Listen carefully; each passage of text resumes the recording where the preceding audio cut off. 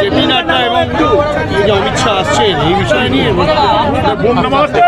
প্রথম কথা হচ্ছে এই বিষয়টা তো একদমই রাজনৈতিক, আর রাজনৈতিক যেটা অন্দরমহলের ব্যাপার সেটা কখনোই নিশ্চয়ই বাহির মহলে আনা উচিত হবে না। তো এটা নিয়ে বলবো না, এটা সাংগঠনিক বিষয়। তারা আসছেন, সাংগঠনিক আলোচনা হবে, মিটিং হবে, আগামী দিনের পথ নির্দেশিকা হবে। এক্ষেত্রে তৃণমূলের একটা কটাক্ষ, এবারেও আর মূর্তি ভাঙবেন না? মূর্তিটা কে ভেঙেছিল কুণাল ঘোষকে একবার ফোন করে জিজ্ঞাসা করুন, মূর্তিটা কে ভেঙেছিল। আচ্ছা, আর শুনুন, ওরা মূর্তি ভাঙার কথা বলছে, ওরা তো শিক্ষাকে ভেঙে দিয়েছে, ওরা তো শিক্ষাকে ভেঙে দিয়েছে। কে বলছে? ব্রাত্য বসু। ব্রাত্য বসু বলছে মূর্তি ভাঙা হবে না। তো আমি প্রশ্ন করছি, শিক্ষাকে ভেঙে দিয়েছে। যে রাজ্যের শিক্ষামন্ত্রীর নাম ব্রাত্য, সে রাজ্যের শিক্ষাটাও ব্রাত্য। চাকরি পাওয়ার চাকরি পাওয়ার কয়েক বছরের মধ্যেই 6 কোটি টাকার সম্পত্তি, এবং সেটা হচ্ছে কামারহাটি পুরসভার অ্যাসিস্ট্যান্ট ইঞ্জিনিয়ার তমাল দত্তর। ইডি তেমনটাই সামনে রেখেছে। এই বিষয় নিয়ে কি বলবেন? কি বলার আছে বলুন? এখন 5-6 কোটিতে রিয়াকশন দিতে ইচ্ছা করছে না। তৃণমূল আর এই তার বড় ভাই কংগ্রেস, এদের দেখার পর আর 5-6 কোটিতে রিয়াকশন দেওয়ার ইচ্ছা করছেন। ব্যবসায়ীকে মারধর একেবারে ঢুকে, তৃণমূল নেতার সব লোকজন ভেতরে ঢুকে। আরে তৃণমূল মানেই দুর্নীতি, তৃণমূল মানেই গুন্ডামি, তৃণমূল মানেই তোলাবাজি। তো এটা কোথায় নেই? পুলিশ ও তৃণমূলের হয়ে তোলাবাজি করছে, পুলিশ ও তৃণমূলের হয়ে সন্ত্রাসী করছে মানুষের সাথে। পাইক পাড়াতে একটা ঘটনা ঘটেছে। একজন একটা বেআইনি কনস্ট্রাকশনের বিরুদ্ধে কমপ্লেন করেছিল, সে নিখোঁজ হয়ে গেছে প্রায় মাসখানেক। তার বউ কমপ্লেন করতে গেছে, বউকে পুলিশ 27 দিন জেল খাটিয়ে দিয়েছে। এ তো প্রতিনিয়ত ঘটনা চলছে, আপনি কোনটার কথা বলবেন? এবার মিমিক্রি কাণ্ডের পরে আবার কল্যাণ বন্দ্যোপাধ্যায় কিন্তু উপরাষ্ট্রপতিকে আবারও তিনি নিশানা করলেন।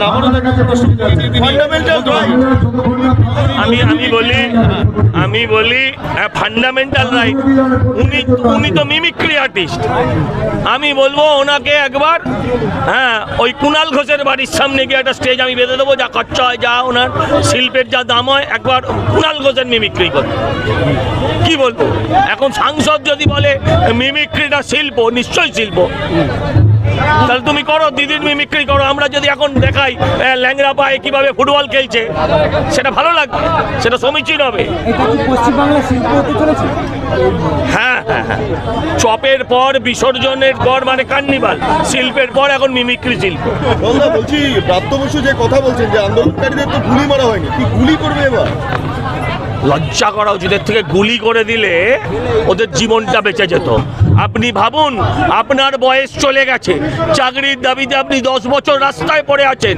আপনার বুকে গুলি মেরে দিলে আপনি 10 বছর আগে মুক্তি পেয়ে যেতেন। আপনার মা অসুস্থ, আপনার স্ত্রী অসুস্থ, আপনার ওষুধ কেনার পয়সা নেই, ছেলেকে পড়ানোর পয়সা নেই, আপনি দেখছেন। তার থেকে মনে হয় না আত্মহত্যা করে নিলে ভালো হতো? তার থেকে সরকার গুলি করে দিলে এরা অন্তত জীবন থেকে মুক্তি পেত। এসব নির্লজ্জ, অসভ্য, বেহায়া। আজকের দিনকে সুশাসন দিবস হিসেবে আপনারা প্রতিষ্ঠা করছেন গোটা দেশ জুড়ে, কিন্তু বাংলায় সুশাসন নেই। আপনারা অভিযোগ করছেন। আনবো, সুশাসন আনবো, আসবে। আমরা অভিযোগ করছি, আপনার মনে হচ্ছে না? আমরা অভিযোগ করছি, আপনার মনে হচ্ছে না যে বাংলায় সুশাসন বলে কিছু নেই? অপশাসন চলছে, দুর্নীতি চলছে।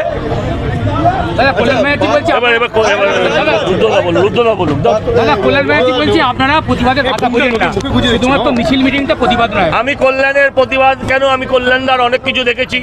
হ্যাঁ, স্টেজে উঠলেই ওনার মনে হয় মহিলা সদস্যদের গাল টিপতে আমি দেখেছি। মঞ্চে উঠে গায়িকাকে নিয়ে কিভাবে নাচতে হয় এটা উনি আমাদের শিখিয়েছেন। শুধু মিমিক্রি কেন, এই রুদ্রনীলদের নাটক, রুদ্রনীলের পারফরমেন্স কিচ্ছু না ওনার কাছে। হ্যাঁ, ওনাকে রুদ্রনীলদের জায়গায় দেওয়া উচিত। কি ও বিভিন্ন জায়গায় এই ঘটনা ঘটছে, এই দুর্নীতির পরে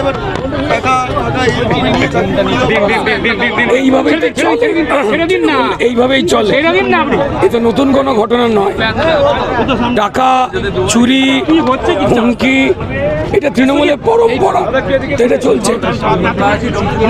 বীরভূমে যেটা দেখা যাচ্ছে, অনুপম হাজরা ওখানে যেটা একেবারে প্রকাশ্য, যাতে কোন্দল, আপনাদের দলের কোন্দল সামনে আসছে। কেননা পৌষ মেলায় বীরভূমে বিজেপির যে অস্থায়ী স্টল তৈরি হয়েছে, তার ঠিক উল্টো দিকে অনুপম হাজরার একটা স্টল তৈরি দিয়েছে ছবি দিয়ে, সেখানে বলা হচ্ছে বঞ্চিত বিজেপি যারা তাদের জন্য স্টল খোলা হয়েছে, এবং যেখানে তৃণমূলের গোষ্ঠীকন্দল সামনে আসছে, এখানে তো বিজেপিরও গোষ্ঠীকন্দল সামনে চলে আসছে। কি বলবেন এটা নিয়ে? অনুপম ছিলেন এই দেখুন, এটা অনুপম বাবুর একদম ব্যক্তিগত বিষয়, তার রাজনৈতিক দায়িত্ব বা বোধের বিষয়, এবং এই বিষয়ে যা কথা বলবার উচ্চ নেতৃত্ব বলবেন, কারণ তিনি পদাধিকার বলে আমাদের উচ্চ নেতৃত্বের মধ্যেই পড়েন। আমার মনে হয় যে পুরোটাই পর্যবেক্ষণের মধ্যে রয়েছে, এটা নিয়ে বড়রাই কথা বলেন, আমাদের কিছু বলার নেই। ব্রাত্য বসু বলছে চাকরি বাকরিতে গ্রেফতার করা হয়েছে, গুলি তো করা হয়নি। দেখুন, ব্রাত্য বসু বেশ কয়েক মাস ধরেই আজকে যা বলেন কাল তার বিপরীত কথা বলেন। উনি নাট্যকার ছিলেন, কিন্তু মনে হয় নিজের চিত্রনাট্যের সংলাপ নিজেই গুলিয়ে ফেলেছেন। ওনার ভালো করে ডায়লগ মুখস্থ করে বাড়ি থেকে বেরোনো উচিত। আমারও রাজ্যে গতকাল টেট পরীক্ষা হলো, আর প্রশ্ন ফাঁসের অভিযোগ আসছে। দেখুন, আমরা জানি এটা হচ্ছে দাবানলকে চাপা দেওয়ার জন্য, মানুষের যন্ত্রণাকে চাপা দেওয়ার জন্য 2024 ইলেকশনের আগে যে কোনো আরেকটা দুর্বুদ্ধি বার করা। এক যেমন এই দালাল ঘোষ, বাচ্চা বাচ্চা যে ছেলেমেয়েগুলো বসে রয়েছে, দালাল ঘোষ নিয়ে গিয়ে ব্রাত্য বসুর সঙ্গে মিটিং করাচ্ছে, এটাও যেমন প্রহসন।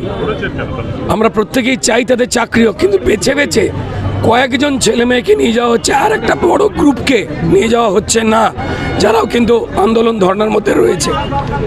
তো এদের কথার কোনো ভ্যালু নেই, উঠতে বসতে মিথ্যে কথা বলছেন। সরকারের কাছে টাকা নেই, খেলামেলা করে শেষ করে ফেলেছে। সবাই জানেন 2024 আগে কোনো ইস্যু নেই, তারা চোর দুর্নীতিবাজ প্রমাণিত, তাই একটুখানি সহানুভূতির তারা মিথ্যে নাটক করছেন। তবে এই নাটকে মানুষ ভিজবেন না। সি ভোটার সমীক্ষা যেটা দেখা যাচ্ছে যে লোকসভা ভোটে বাংলায় 23 থেকে 25টা আসন পাবে তৃণমূল, আর বিজেপি 16 থেকে 18টা। এক্ষেত্রে ইনি কি বলবেন সি ভোটারের সমীক্ষা প্রশ্ন? এটা নিয়ে কোনো মাথা ব্যথা নেই, একদমই আমরা কোনো কিছু ভাবছি না। কারণ গ্রাউন্ডে যে গরিব, যে মধ্যবিত্তের চাকরি, বাড়ি, আবাস থেকে শুরু করে সব লুট করলো যে তৃণমূল, তাকে কোন সি ভোটার ভোট দেবে? আমার এটা ভাবতে বিস্ময় লাগছে। সাধারণ মানুষকেও প্রশ্ন, আপনার যে চুরি করলো, আপনি জানেন আপনাকে যে লুট করলো, আপনি তাকে ভোট দেবেন? এটা কোন সমীক্ষা আমি জানি না, যিনি সমীক্ষা করছেন তিনি বোধহয় পশ্চিমবঙ্গ বলে কি বলে সেটাকে জানেন না। মুখ্যমন্ত্রী বাড়ির সামনে যে আপার প্রাইমারি ছাত্রছাত্রীরা আন্দোলন করলেন, তাদের মধ্যে 4 জনকে এই মুহূর্তে জেলে পাঠাতে রাখা হয়েছে। এই যে ঘটনাটা কিভাবে দেখছেন? বড়দিনেও চাকরি চাইতে জেলে পাঠানো। উত্তর কোরিয়া তো এরম ঘটনা ঘটে না। মানুষ দেখুক, মানুষ শিখছে, মানুষ বুঝতে পারছে যে সত্যি কথা বললে কিভাবে মানুষকে দমন করবার চেষ্টা করছে এরা। যা হচ্ছে নোংরামি, এই সরকার যে থাকবে না ভয় পেয়েছে তার প্রমাণ। দেখুন, এই পরিস্থিতিকে বন্ধ করবার জন্যই তো আমাদের লড়াই চলছে। আমরা মানুষের হয়ে কথা বলছি, মানুষের যা যা অধিকার লুট হচ্ছে বলেই তো আমাদের 200-র ওপরে কর্মীদের খুন করা হলো। কেন করা হলো? কারণ আমরা সত্যিটা মানুষকে জানিয়ে দিচ্ছি। হিন্দু, মুসলমান, শিখ, খ্রিস্টান, ইসাই সবাই এক হয়ে গেছে, কারণ গরিব তারা, তাদের অধিকার চুরি হয়েছে।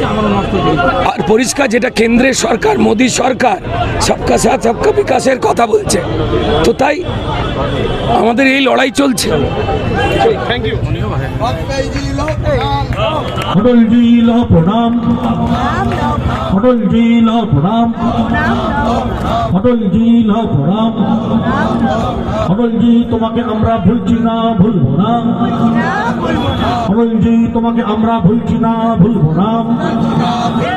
অটল জির চিন্তাধারার দিকে দিকে ছড়িয়ে দাও, অটল জির চিন্তাধারার দিকে দিকে ছড়িয়ে দাও। অটল জি লো প্রণাম, অটল জি লো প্রণাম, অটল জি লো প্রণাম। অটল জি চিন্তাধারা দিকে দিকে ছড়িয়ে দাও। এখন মাঝে স্টেজে উঠে মত্ত অবস্থায় তাকে নাচতে গাইতে দেখা যায়, আপনারা তাকে ভোট দেবেন? বামপন্থী এবং যারা কংগ্রেসীরা আছেন তাদের ভাবতে হবে, অন্য রাজ্যে যা হচ্ছে তোমার রাজ্যে তোমার ভোট শূন্য, তোমরা কাকে ভোট দেবে? এই বুদ্ধদেব বাবুকে যিনি বলেছিলেন নন্দনে বসে মদ আর নারী সঙ্গ উপভোগ করেন, তাকে ভোট দেবেন? এই প্রশ্নগুলো আপনাদের কাছে রেখে আমি আমার বক্তব্য শেষ করলাম। মাননীয় অটল বিহারী বাজপেয়ী, আমরা সবাই বলি এই এমন ব্যক্তিত্ব, এই এমন একজন মানুষ যিনি অকংগ্রেসী স্থায়ী প্রধানমন্ত্রী হিসেবে ভারতবর্ষের প্রথম দৃষ্টান্ত স্থাপন করেছিলেন। আমরা সবাই জানি তার আগে বা এখনো চেষ্টা করা হয় যে ভারতবর্ষের মতো একটা দেশ, যেটা গণতান্ত্রিক দেশ, সব মানুষের দেশ, সেই দেশ নাকি একটা পরিবার চালাতো, একটা পরিবার চালাবে, তাই তারা বিভিন্ন জায়গায় ইন্ডি পিন্ডি সিন্ডি আর অনেক কিছু করবার চেষ্টা হচ্ছে, কিন্তু হবে গোষ্ঠীর পিন্ডি। আমরা সবাই জানি, সাবধানে থাকবেন। সাদা নেংটি, খয়েরি নেংটি, সমস্ত নেংটির পরেও দুটো বড় নেংটি আছে, ধেড়ে নেংটি। আমি জানি এই এলাকায় যারা ট্রেনের ধার দিয়ে চলাফেরা করেন মাঝে মাঝে এরকম করে ওঠে, এত বড় সাইজ পা পা কামড়ে কামড়ে খেয়ে নিতে পারে। এই দুটো বড় নেংটি ইঁদুর রয়েছে, সেই নেংটিরা নিজেরাও সাবধানে। পশ্চিমবঙ্গের মানুষ যেভাবে বঞ্চিত হয়ে রয়েছেন, পশ্চিমবঙ্গের মানুষ যেভাবে কষ্টের মধ্যে দিয়ে রয়েছে, কোন একটা অন্যায় হয়ে গেলে থানায় কমপ্লেন করতে যেতে পারে না। থানার অধিকাংশ পুলিশ অফিসারকে বলা রয়েছে যে আপনি ঘোরাবেন, আপনি ঘুরিয়ে যাবেন, যতক্ষণ না পর্যন্ত তারা এসে আমাদের নৈবেদ্য দিয়ে যাচ্ছে, 2-4-5 টাকা করে দিয়ে যাচ্ছে, ততক্ষণ আপনি ঘুরিয়ে যাবেন। আমি আমার পুলিশদের সম্পর্কে শুধু একটাই কথা বলছি যে ভুল ভাববেন না। পুলিশদেরকে নিয়ে আমি জানি আপনাদের প্রত্যেকের মধ্যে মান অভিমান কষ্ট আছে, কিন্তু বিশ্বাস করুন তারা চাকরি করে। পশ্চিমবঙ্গের রাজ্য সরকারের বাজেট নেই, দিয়ে দেবার পয়সা নেই, চাকরি দেবার পয়সা নেই, তাই মিথ্যে কথাগুলো বলে বেড়াচ্ছে। কোথাও একটা ব্যান্ডেজ হয়, তারপর মানুষকে মিথ্যে কথা বলে ঠকাবার পর হুইল চেয়ার ছেড়ে পরে তিনি গটং গটং গটং গটং গটং করে বেরিয়ে যায়। বিশ্বাস করুন, হাওড়ার ছেলে হিসেবে আমাকে বলেছিল আমি নাকি ভালো অভিনয় করি। না দাদা, না দাদা, না দাদা, না। এই অভিনয় দেখাবার পর থেকে মনে হয়েছে অমিতাভ বচ্চন থেকে শুরু করে পৃথিবীর যত বড় বড় অভিনেতা অভিনেত্রী রয়েছে, এই একজনের কাছ থেকে অভিনয় শেখা উচিত। শীতকাল পড়েছে, শীতকাল পড়েছে, আগে ছোটবেলায় বিভিন্ন রকম তাঁবু পড়তো, হাতি আসতো এবং জোকাররাও থাকতো। আমাদের খুব মন খারাপ হয়ে গিয়েছিল যে মাঠ টাট কমে যাওয়াতে, কেন সবই তো চুরি করে নিচ্ছে, নিংটিরা মাঠও চুরি করে নিয়েছে। তাই চিন্তা ছিল যে মানুষকে এরা এত লুট করেছে, মানুষের চোখের জল, সেই জলের মধ্যে আগুন থাকে, মানুষের পেটের খিদে, সেই পেটের খিদেতে আগুন থাকে। পশ্চিমবঙ্গের মানুষ যে কাঁদছে, পশ্চিমবঙ্গের মানুষের যা পাওনা, কেন্দ্র সরকার দুহাত ভরে সমস্ত গরিব মানুষের জন্য নানান প্রকল্প পাঠাচ্ছে, আর এরা সেই প্রকল্প চুরি করে সারা দিন ধরে। আমি একটা জিনিস বুঝি না, আচ্ছা একটা মানুষ একদিক দিয়ে খায়, একদিক দিয়ে বার করে, পেটের একটা দৈর্ঘ্য আছে যে এত বড় একটা পেট হয়, এরা কত বড় পেট বানিয়েছে গো দাদা দিদি, যে বিয়ে বাড়িতে আমরা দেখেছি আমাদের শাদী বাড়ির পেছন দিকে যে কিছু ঘেউ ঘেউ ঘেউ ঘেউ ঘেউ করে কিছু ঘুরে বেড়ায়, খাওয়া দাওয়া হয়ে গেলে চলে যায়, আর নাহলে গরম জল দিয়ে হুচ্চা করতে হয়। তারা মুখ এদিক ওদিক, যেদিক দিয়ে ঢোকে যেদিক দিয়ে বেরোয় সব জাম হয়ে গেছে, তারপরেও খেয়ে যাচ্ছে খেয়ে যাচ্ছে খেয়ে যাচ্ছে খেয়ে যাচ্ছে। আরে ভাই কত বড় পেট রে!